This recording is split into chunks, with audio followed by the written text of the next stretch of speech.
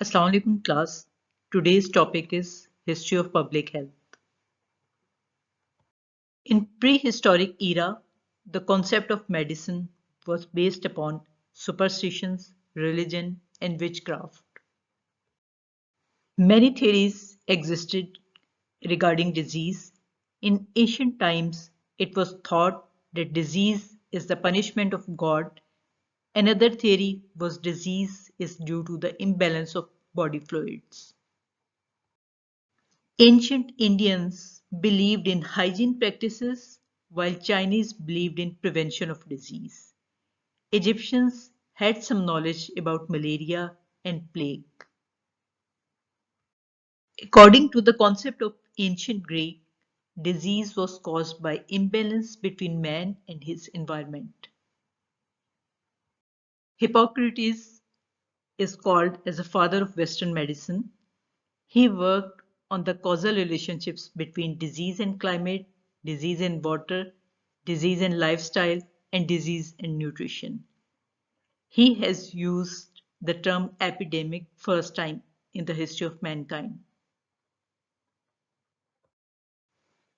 Romans were the great engineers.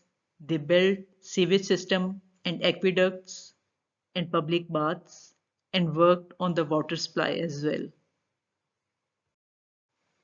In Middle Ages, decline of hygiene and sanitation was observed, but there was a concept of quarantine of ships and isolation of the disease individuals. From 1453 to 1600 AD, revival of the medicine took place. Thomas, an epidemiologist, made a differential diagnosis of scarlet fever, malaria, dysentery, and cholera.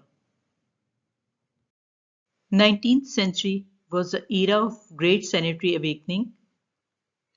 Growth in scientific knowledge took place and association between poverty and disease was established. Scientists worked on water supply system and sewage removal system, and they monitored community health status. Under the Public Health Act of 1848 in England, health was considered as state's responsibility. John Snow established the role of polluted drinking water in the spread of cholera.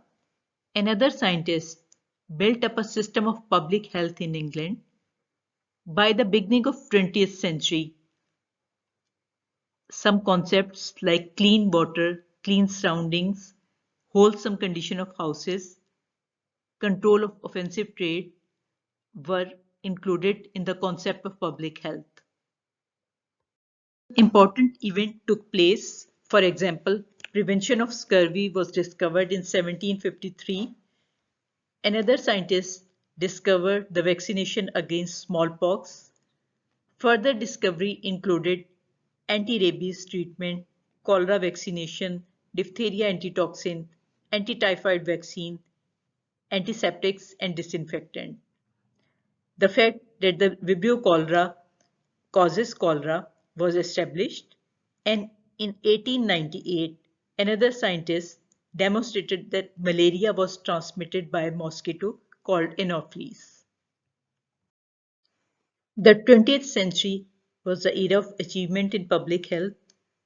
Vaccinations, motor vehicle safety, safer workplaces, concept of infectious diseases and their control, the decline in the deaths from coronary heart disease and stroke, safer and healthier food, healthier mothers and healthier babies, family planning, fluoridation of drinking water, recognition of tobacco use as a health hazard were the great achievements. The history of public health is divided into different phases. First phase is called disease control phase, extending from 1880 to 1920, in which sanitary legislation and sanitary reforms aimed at the control of man's physical environment were the main concept. The other phase is called health promotional phase, in which health services like MCH services, school health services, industrial health services were established. An emphasis was given to mental health services and rehabilitation services as well.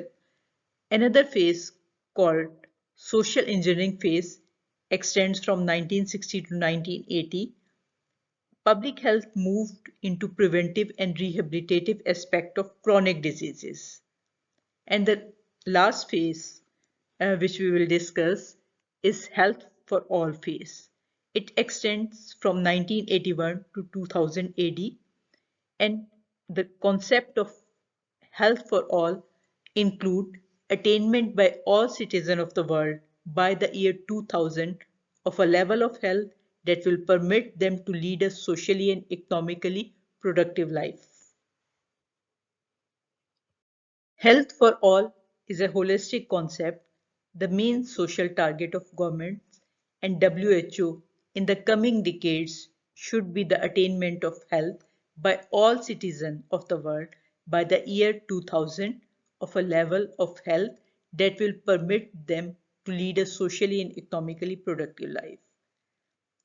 It also implies the removal of obstacles or barrier to health, the elimination of malnutrition, the elimination of ignorance, the elimination of disease, contaminated water supply, and unhygienic housing.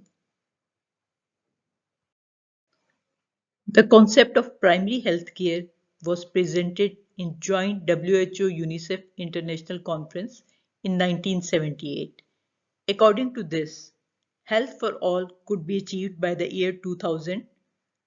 Government has the responsibility of health of their people and especially to the vast majority of underserved rural people and urban poor.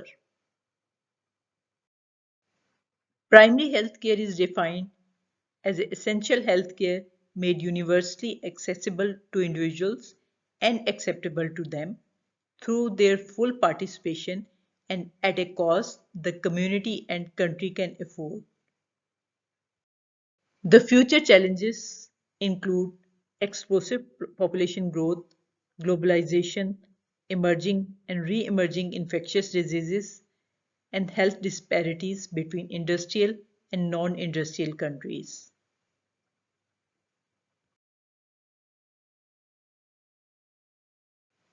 My lecture ends here. Thank you very much.